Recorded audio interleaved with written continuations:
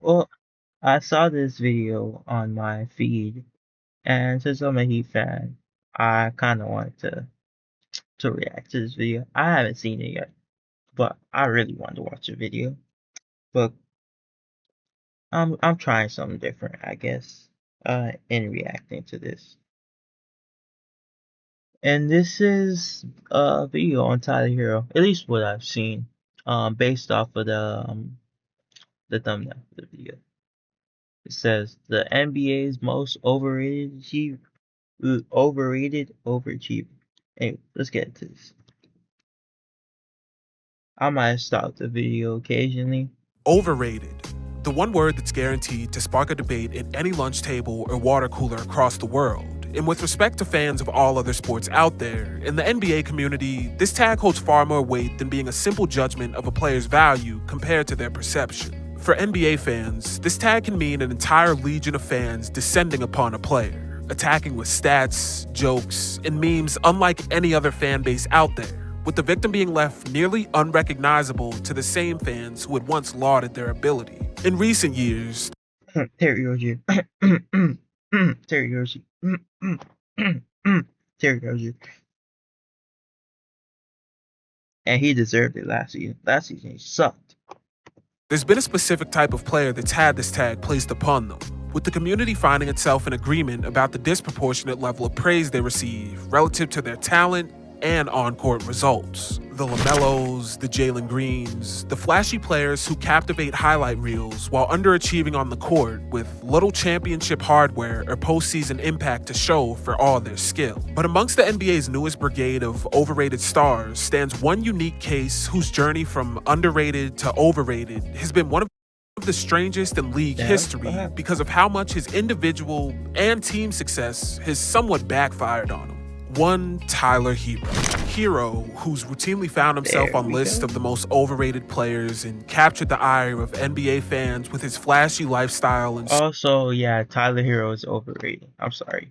The man is overrated. It's like, no, his ascension's coming up. It's like, we don't know how to pay the man, because, he's a one-way player. His input is his offense. Because people don't look at his defense at all. What is there to look at in terms of Tyler Hero's defense? Come on. Like, what are you talking about? So we don't know how to pay him. And what's going to end up happening is we're going to either overpay him or underpay him. Because I know he's going to want around the same money as Bam. But he can't get the same money as Bam. Bam plays defense.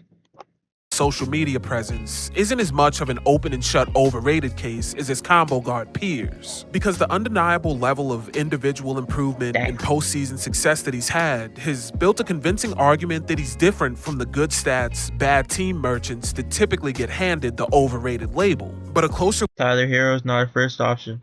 look at Herro's career in the way that his premature crowning by his teammates and the front office, along with that same front office continuing to misunderstand what he was to their roster, is a one-of-one case study in how great expectations, roster mismanagement, and a fair amount of ego can come together to create one of the most misunderstood villains in all of sports. So let's talk about Tyler Herro, his journey to becoming overrated, and uncover the NBA's superhero complex.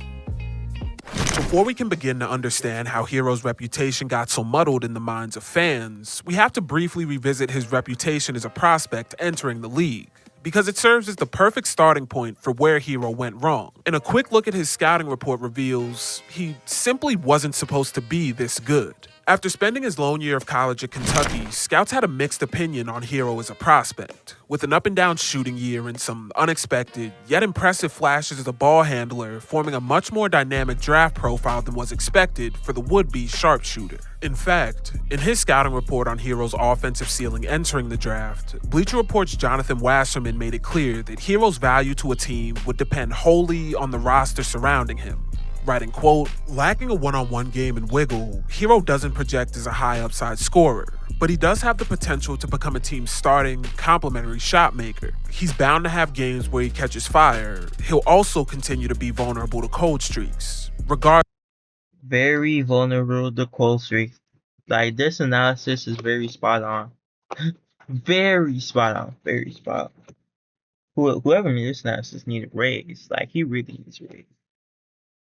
Regardless, his size, offensive skill, and toughness point to a dangerous role player, particularly if a front office can continue surrounding him with talent. As we've seen time and time again with these scouting reports, Herro's starting position in the league and a ceiling were never meant to be that of an all-star or even a #1 option for a serious team. And as we continue on throughout his career, keep in mind this baseline level of who Herro was meant to be in the NBA. Because paradoxically, through a series of repeated improvements and untimely collapses, he'd find himself going from an underrated up-and-comer to widely being viewed as one of the league's most overrated pieces. And as we all know, this journey would begin immediately in his first season, when he was drafted to the Miami Heat in what was the definitive start of an all-new era in South Beach. See, while Miami by no means had been the worst team in the East, or even consistently in the bottom tier, the departure of LeBron James paired with the exit and return of an already declining Dwayne Wade had left Miami in an unprecedented state of struggle for the franchise. After finishing with a 39-43 record in the 2018-19 season, the Heat had just missed the playoffs by 2 games, marking the 3rd time in the last 5 seasons without a postseason trip, something that hadn't happened since the franchise's first 5 years from Best season out of all those years was the season where we were just horrible the first half of the season and we somehow made it to 41-41. That's probably one of the best seasons that I could think about in terms of the after LeBron era up until we got Jimmy. I know we shouldn't have paid the song Watch Out that money and left D Wade. That kind of leaves a bad taste in my mouth even after all these years. D Wade should never left, should never went to Chicago, but we ended up messing that up. 1989 to 94, and thus, the roster overhaul that happened in the offseason officially marked an all-new era, as Jimmy Butler's acquisition, along with the retirement of Wade and the emergence of Bam Adebayo, didn't position Herro to outright be the X-factor for Miami, but certainly placed more expectations on him to help the Heat return to the postseason than a 13th pick in a draft would typically have. And when Herro's rookie season began, he immediately put the league on notice that he was more than up to the challenge. Over his rookie season, as Miami managed to return to the playoff picture, Herro's averages of 13.5 points and 2.2 assists on 42.8% from the field and 38.9% from 3 on 5.4 attempts a game saw the rookie land in the upper echelon of shooters in the league, as his 3-point percentage jumped to a 39.2% when you subtract heave attempts, placing him in the 82nd percentile of all combo guards. And on top of this, his 38.1% shooting on non-corner threes specifically was good to place him in the 85th percentile. But while these numbers were solid for Herro and much appreciated by a Heat team that had 6 separate players end the season averaging double digits, the NBA's abrupt hiatus gave Herro a unique chance to have a mini offseason prior to the restart in August. And when he returned to the court, he looked like an almost unrecognizable player. After averaging a much more impressive Play-in Herro was the best version of Tyler Herro. I mean, not Play-in Herro. What I'm talking about. Bubble Herro. It's probably the best version of Herro I've ever seen, especially in playoffs. I love the bubble. The bubble was probably the best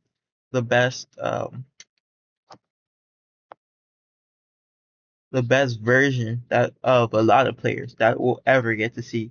Damian Lillard, what the hell is his name? TJ Warren. Oh my god. Bubble created some dangerous specimens that we never got to see again.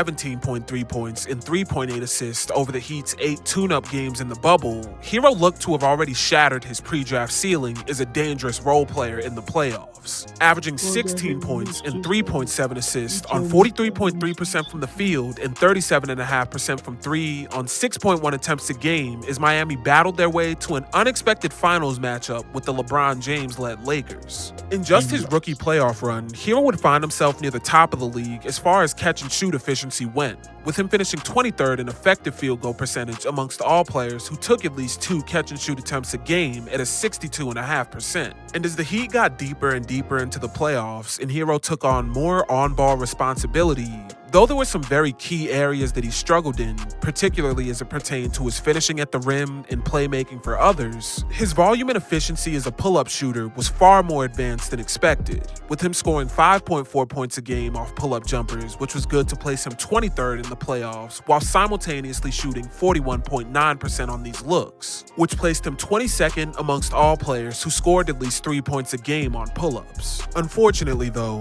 through the mostly uncompetitive 6-game final series, Herro wasn't great, only averaging 14.7 points and 3 assists on much less efficient shooting. Problem with that is everybody was fucking injured the whole finals, so we didn't really get to see the potential of that final series. And it would have been really good if Goran was injured, if Bam wasn't injured, if everybody and their mama wasn't injured the whole series. This series would have went to 7, but I think the Lakers ultimately would have won and pulled it out. I'm just saying, we just ain't have enough, but we were robbed of a really good finals. With the Lakers absolutely stifling him and exposing his decision-making as a ball handler through a mix of blitzes and quick rotations that frankly overwhelmed the rookie. But even with the finals loss, Herro's rookie season was nothing short of electric and can act as the perfect starting point and, in a lot of ways, summation of what his career would go on to become, as he ultimately was able to shatter expectations and become a piece far more versatile and offensively capable than anyone could have imagined. Yet, as his role began to shift to become more and more of an offensive focal point, his limitations as a ball handler were exposed and compounded with his already lackluster reputation on defense. And while his struggles in the finals this year would be written off as an unexpected road bump in an otherwise incredible rookie season, as the years continue on and Miami's expectations continue to grow, we'll watch as these fundamental flaws are ignored by the Heat front office in Tyler's own development. Regardless, after such a standout rookie campaign, Herro and Miami were primed to have a much more hyped 2021 season. And while from a team success perspective, Miami would regress, Herro's development this year would set the stage for a major shift in his role for the future.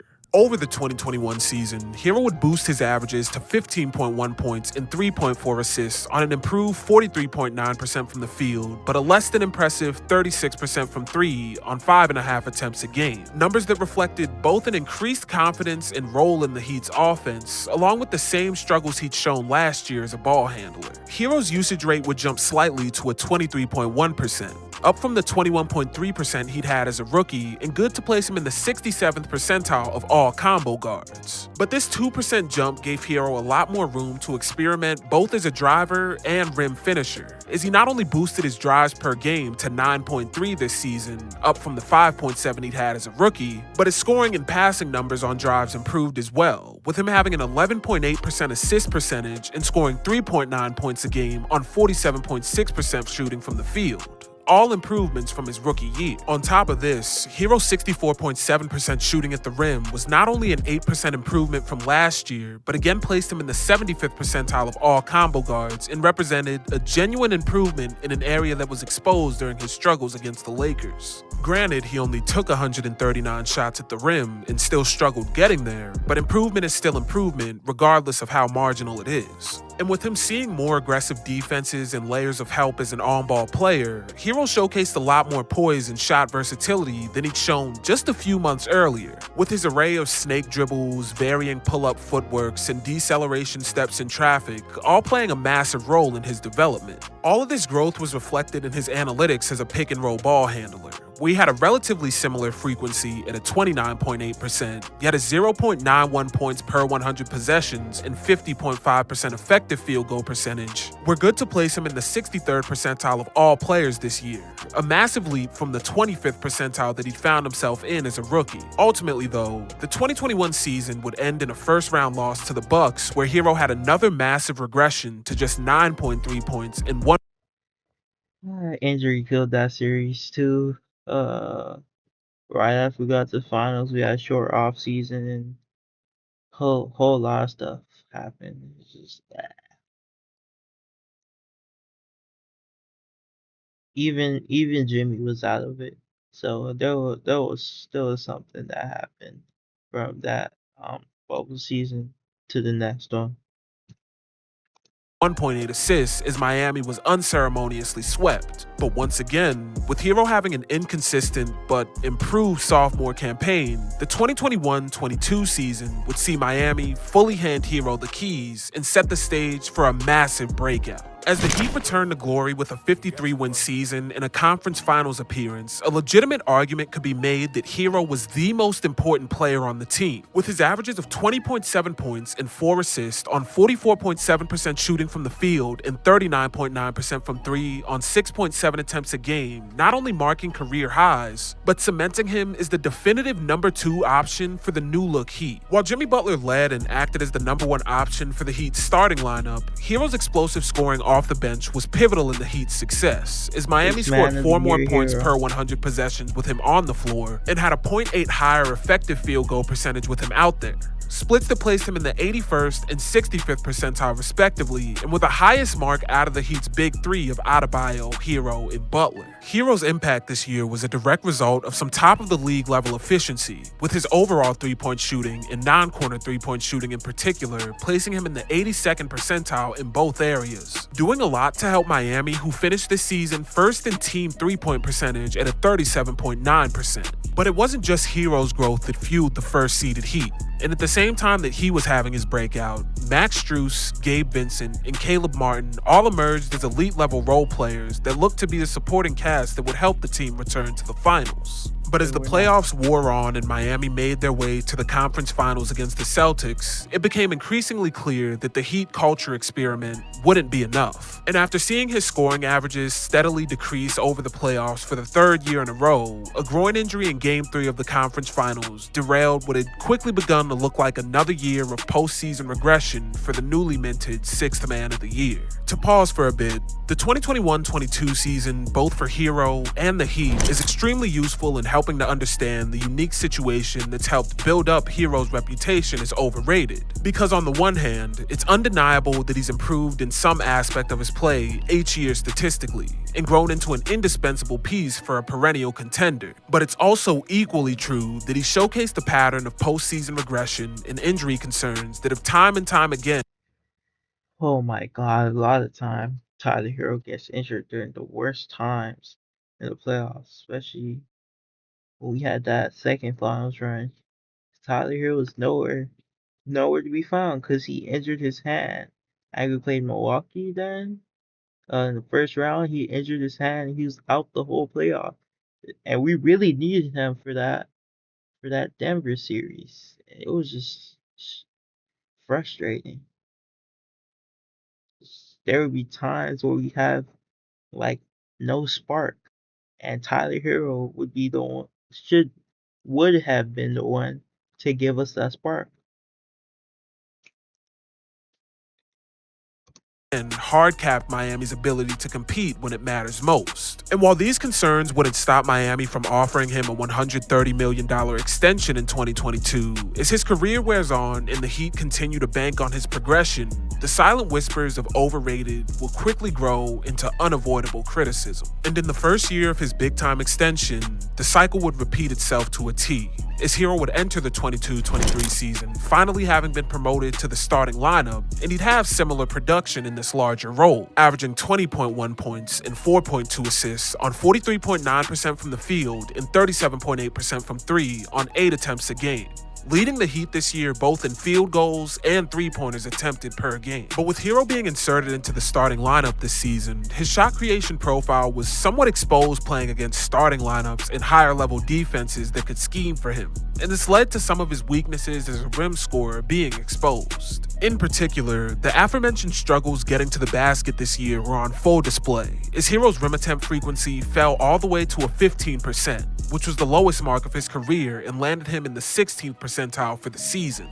And these struggles getting to the rim were further complicated by some alarming pick and roll play, as among the 39 players who averaged at least 6 pick and roll possessions per game, Hero ranked 32nd in score frequency and landed in the 65th percentile of total pick and roll handlers. Splits that are decent for a role player or backup ball handler, but underwhelming for your $100 million offensive engine. And what's more is, as a driver, Herro was still exhibiting those same struggles as a passer and scorer that he'd shown as a rookie against LA. As among players who Yeah, a lot of people said he was getting overpaid. And up until like this season, he hasn't really been like ultra efficient. And even this season, the first half of the season, it was like, oh my god, this guy's ham. He's so efficient. And the second half of the season, it's like, where the fuck is this guy? Does he exist anymore? Like, where is he? had at least 10 drives a game, Herro ranked 19th in turnover percentage with a 6.3% and 26th in assist percentage at a 9.6. And again, when you pair these numbers with his status as a defensive liability, you begin to understand that the Heat's $130 million investment immediately began to look shaky in year one. And as if things couldn't get any more poetic for this season, after battling their way through the play-in and securing the 7th seed to face the Milwaukee Bucks, a broken hand in game 1 of the opening round relegated Herro to the bench. Forced to watch as the Heat fought their way to the NBA Finals again, but this time without him. So following the 22-23 season, as Miami was again stopped short,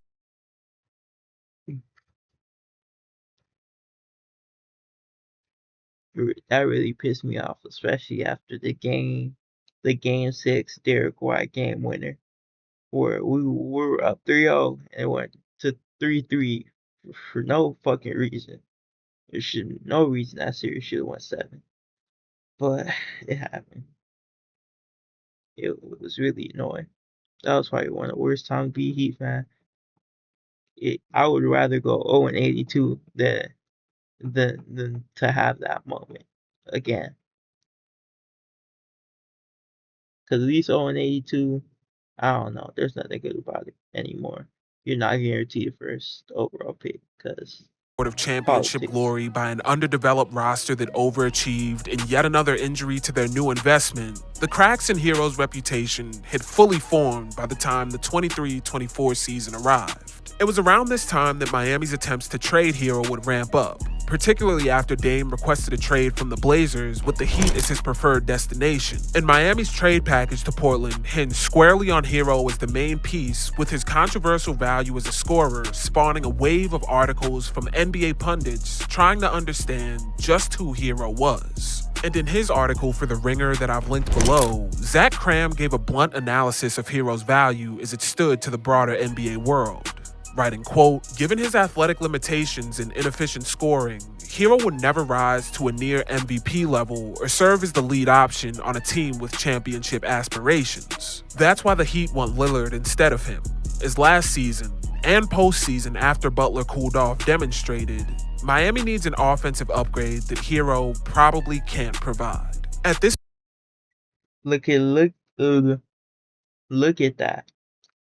And look at how Dame is now. And it's a joke. It's a joke. Man's Dame is complicated. Dame would have probably been the same as Herro, just like more shots. So it's like, what's the point? The only difference is Dame is a more I don't know, veteran is the right word for it. But he's a great scorer. He's just more. He could shoot those deep shots. He could, no. He goes at it, and he's a solid passer too.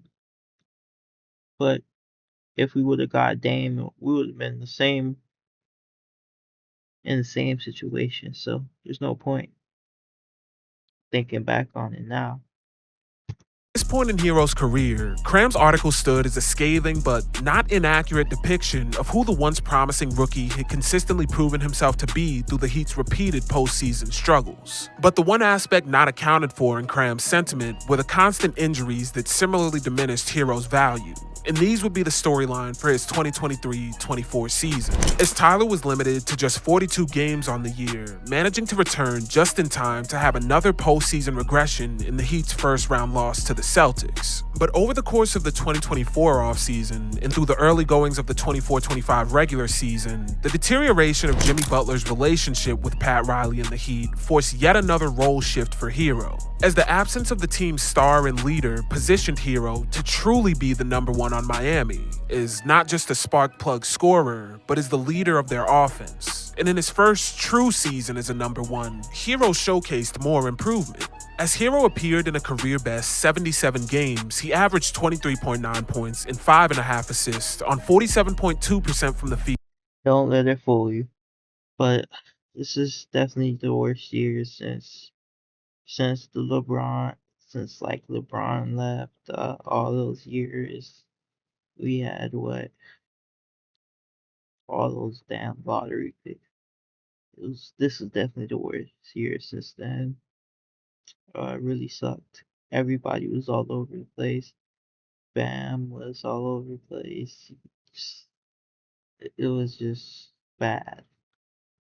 Field and 37.5% from three on 8.7 attempts a game, continuing his trend of improvement every year, but doing so while addressing a few key criticisms that had consistently been leveled against his shot profile. Namely, this season Herro worked to eliminate the mid-range shot attempts that had long bothered his critics and pointed to his inability to finish at the rim, with his mid-range shot attempt frequency dropping to a 36.4%, which was the lowest since his rookie year. Yet he was deadly efficient on the few middies he did take, with his 52.3% shooting from this area placing him in the 97th percentile amongst all combo guards this season. But the real revelation came from Herro's improvement at the rim, as his 227 rim field goal attempts were not only a career high, but his 65.6% shooting was yet another career best and good to place him in the 69th percentile, with his rim scoring being complemented by an even more efficient short mid-range game inside of 14 feet, where his 54% shooting placed him in the 94th percentile. All of this increased efficiency from the field culminated in an unreal 60.5% true shooting percentage for his debut season as a number one option, which was 9th in the NBA amongst qualifying point guards and led to quite a few apologies from critics who had seemingly been proven wrong in spectacular fashion by an all-time shooting season from Herro. But as we all know by this point, no matter how promising his regular season improvement may be, there's always a definitive ceiling come the postseason. And as Miami was thoroughly dismantled by the Cavs in 4 uncompetitive blowouts, Herro's improved offense did little to mitigate his defensive struggles, with Darius Garland bluntly stating and executing the Cavs' game plan on attacking Herro on defense. And this season really perfectly captures the Tyler Herro problem and the paradoxical nature of his value to a team and improvement as a player. From the time that he began his career as a projected catch-and-shoot guy with little wiggle and a rudimentary scoring game, he overachieved at every opportunity relative to who he was expected to be, bursting onto the scene during his rookie playoff run and subsequently improving statistically each year, with his offensive growth having tangible results in the film, the stat sheet, and most importantly, the win column. Yet, at the same time that he was growing offensively and becoming a bolder shot maker and personality, his stagnation as a defender and a less than elite reputation as a playmaker and rim finisher repeatedly derailed Miami's success when it matters most, leading to him having one of the strangest reputations the NBA has ever seen. And this is more or less where things stand now for Herro and the Heat, as an upcoming window for a $150 million extension looms over South Beach, and with trends around the league shifting away from high-scoring guards with lackluster defense in Herro's mold, Heat brass, fans, and commentators alike are all asking themselves the same question that's existed since the end of his rookie season. Just who exactly is Tyler Herro? So as this season approaches and the Heat look to have to lean again on Herro as a number one option, keep an eye on the unfolding situation in Miami, because what we're seeing is what happens when the superhero experiment goes wrong. But with all that being said, that's going to do it for this one. Hopefully you enjoyed, and hopefully I can catch you in the next one.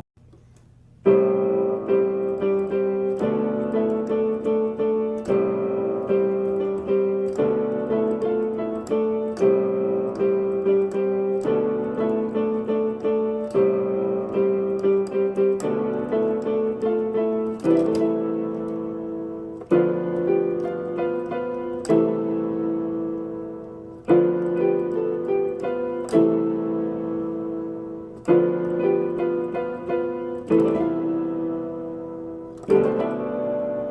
is you doing? Fuck is you proving? Fuck is you doing? Bitch ass nigga, fuck is you doing? Fuck is you proving? Fuck is you doing? Bitch ass nigga, fuck is you doing? Fuck is you proving? Fuck is you doing? Bitch ass nigga, fuck is you doing?